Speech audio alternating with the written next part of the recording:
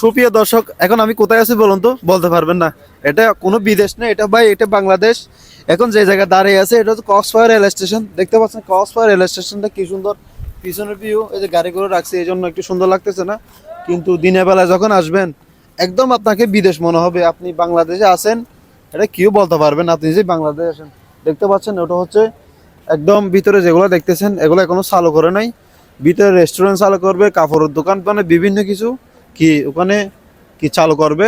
এখনো মনে হয় চালু হয় নাই, চালু হয়েছে মনে হয়। মিশনে লোকজন দেখা যাচ্ছে। দেখি ভিতরে ঢুকতে পারেনি কিনা। দেখতে পাচ্ছেন এদিকে মানুষজন ছবি ছবি তুলতেছে, কিন্তু এদিকে একটু যারা কক্সবাজার রেস্টুরেন্ট আসেন নাই একবার হলে এসে ঘুরে যাবেন, আপনার মনটা জুড়ে যাবে। আপনি যে বাংলাদেশে আছেন এটা বুঝবেন না, এটা বিদেশ মনে হয় আপনার। বাংলাদেশে এত সুন্দর একটা রেল স্টেশন করছে, অনেক ভালো লাগতেছে আমার। সবাই ভালো থাকবেন, সুস্থ থাকবেন। আসসালামু আলাইকুম।